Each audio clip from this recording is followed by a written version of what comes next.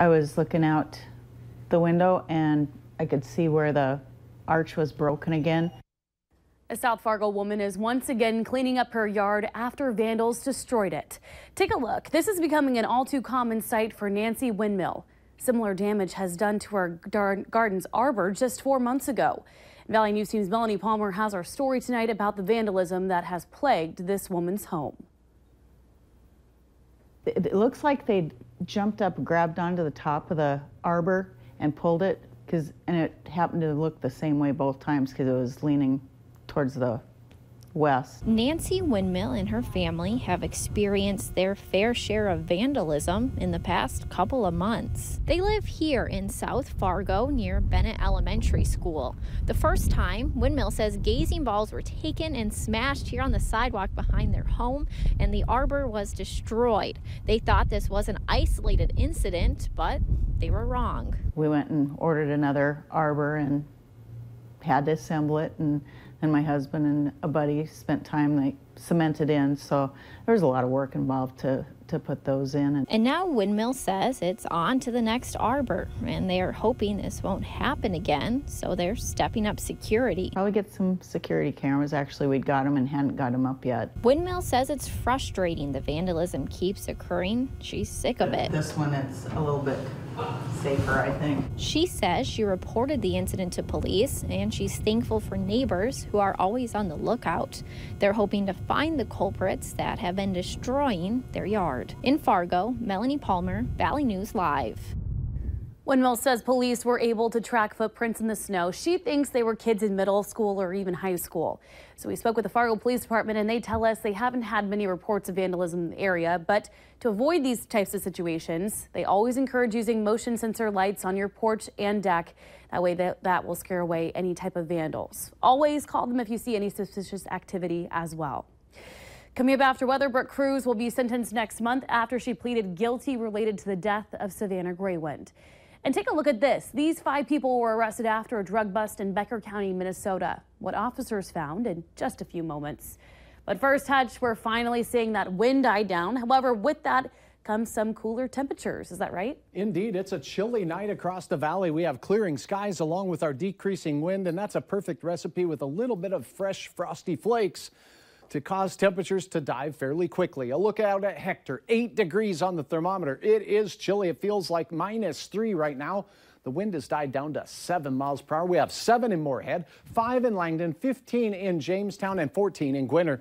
And off to the east is where the coolest of the air mass is. Single digits there since earlier this evening, and some of that seems to have backed its way into the Cass Clay County area. Wahpeton is at 12. Now, the strongest winds east of the Red River for Otter Tail County, we have some gusts upwards of 15 to 20 miles per hour, but we're starting to see calm winds and even a reversal of wind direction out to the west, a sign of things to come tonight. More on that in a second. Right now, it's those wind chills between 5 below and 15 below across most of western Minnesota and the Red River Valley. It's pretty chilly out in the James River Valley and the Devil's Lake Basin as well, with single-digit wind chills. Clearing skies, a band of clouds out to the west, though, that did produce some snow earlier today in western North Dakota. Here's your forecast. Now, as we head to bed tonight, these single-digit temperatures will dip briefly below zero for some. May spend a little bit more time below zero out in Minnesota. Pause this at 5:30 in the morning because if you're an early riser, could have some flakes of snow with this warm front pushing in. It will create cloudiness across much of the region and some really insignificant snowfall amounts, but certainly could add to the slippery conditions on your morning commute. Temperatures will warm with those clouds moving in as we go towards daybreak. So for the next few hours, 3 or 4 hours, we'll see temperatures fall fairly sharply and then rise, particularly in our western counties. After you head to work and school, things start to improve in our eastern North Dakota counties. Temperatures between 30 and 35 degrees there, climbing out of the teens for many in Lakes Country, but still chilly in northwest Minnesota. Notice this. A break from the wind throughout the day. As this warm front continues to slowly progress eastward, we'll really start to see some sunny skies and pretty fair conditions. 35 to 40 for many in eastern North Dakota, while afternoon temperatures will be in the 20s and continue to climb into the mid-evening hours across portions of western Minnesota as that warmer air mass surges forward. So For your day tomorrow, we start out with clouds, maybe even an isolated flurry, and teens. And we'll see temperatures continue rising even after the morning hours into the afternoon. 32 for your afternoon high, with south winds generally under 15 miles per hour throughout the day. Best chance at the real warm stuff in our far western counties. You'll kiss 40 degrees in Jamestown. Temperatures in that 20 to 25 degree range when you're getting off of work and school. Remember, for our far eastern counties, you may see even a little more boost in temperatures as we head toward the 8 to 10 o'clock hour. Great shot here. Sunrise on Fleckenfjord Lake. Thanks for sharing. That's near Elbow Lake, Minnesota. All right, Wednesday, a shot of flakes possible, 35 degrees. Then as we head into Thursday, we cool off a little bit with a few spotty showers of snow as well. Nothing significant there. Friday, big game day, Friday night, with temperatures that will be fairly steady in the upper 20s for your evening. Best chance of snow highlighted for you on Saturday as an Alberta clipper makes its way in. So correct me if I'm wrong, but tonight may seem like the coolest night that we're going to have in the next 7 days, right? Right. So I'd recommend you bring in the laundry from the clothespin line outside. Yeah, sure. When you get home. That would be good. Yeah, they'll be a little crispy. A little crispy. Yeah. Thanks, Hutch. Yep. Well, one of the two suspects in a murder of a pregnant woman in Fargo has now pleaded guilty to all charges. Brooke Cruz was in court today to plead guilty to a number of charges, including conspiracy to commit murder and kidnapping related to the death of Savannah Graywind. She will be sentenced next month. Now, the other suspect in the case, William Hain, he has pleaded not guilty to those same charges. His trial date will be in March of next year. Investigators have not said how Graywind was killed, but Fargo's police chief has called it a cruel and vicious act. The baby was found alive in Cruz and Hain's apartment in Fargo. Graywind was 8 months pregnant when she disappeared in August. Kayakers found her body wrapped in a plastic in a river. 5 people are in jail after a drug bust in Becker County, Minnesota. Law enforcement yesterday used a search warrant to get into a home in rural Ogama, Minnesota, which is just south of Mahnomen. Officers recovered meth, marijuana, 2 firearms, and over $6,000 in cash. All 5 people inside the residence were taken into custody.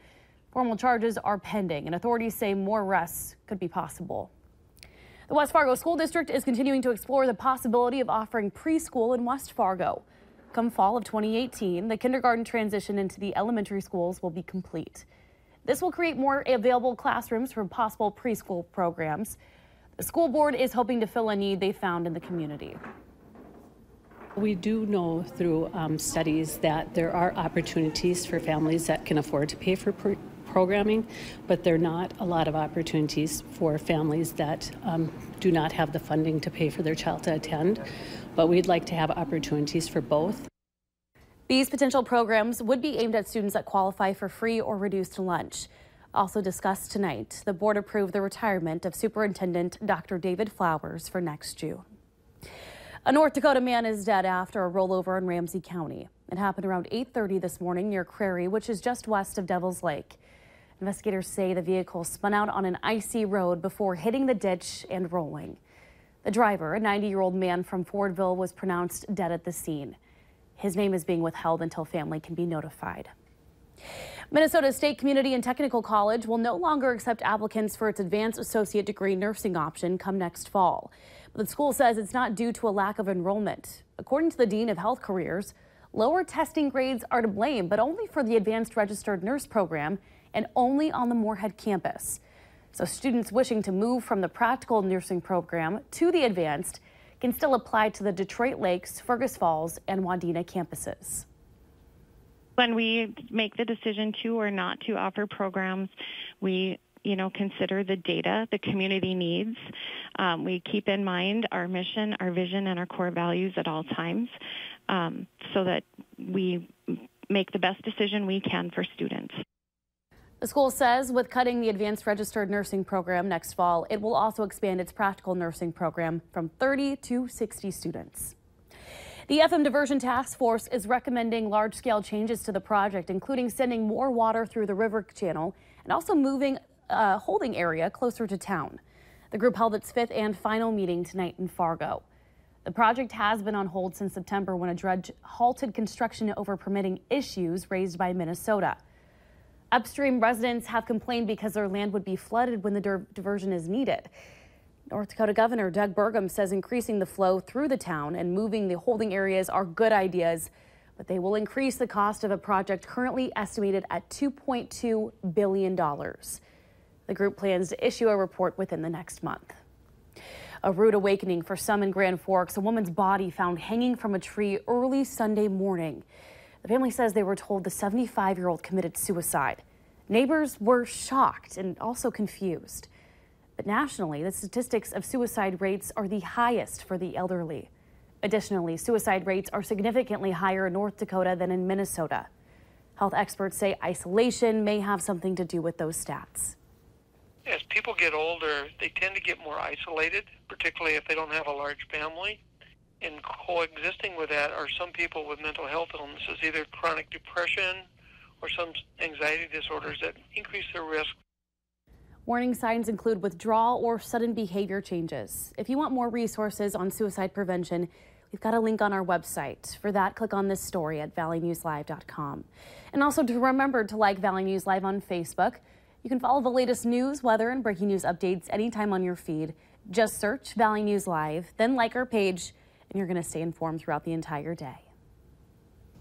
I can promise to everybody, all my fans out there in the Philly area and North Dakota area, all across this country, that this will not stop me going forward. I will come back stronger than ever. I will use this as motivation, and I will be attacking it this whole process as I recover. Carson Wentz putting out this message earlier tonight, addressing his many supporters after an MVP-level season was cut short by a knee injury. The team announced today that Wentz suffered a torn ACL in yesterday's game against the Los Angeles Rams.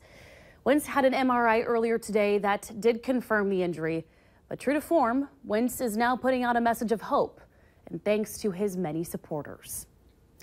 And speaking of a former NDSU Bison player, the Bison are back at work preparing for the semifinals. We've got you covered on what you need to know on Friday at 6 o'clock on KX. That's because our entire team will be here for the Farmers Union Insurance Bison football pregame show. We're going to get you set for kickoff against Sam Houston State on Friday at 7 o'clock on ESPN2. And there's also a CW giveaway we are excited to tell you about. Again, it's a VNL VIP Fargo Force Night experience on December 30th. If you want to register to win, head on over to our website, valleynewslive.com, or go ahead and head on over to ndtoday.tv. Click on the contest tab, and we're going to go ahead and pick 2 winners, and they're going to get the chance to hang out with us, the Valley News Live crew, while also enjoying some hockey. The deadline to register, by the way, is on December 21st at noon. Well, we're now learning more about the heroic officers that prevented even more injuries after a terror attack today in New York City. That story still ahead for you tonight.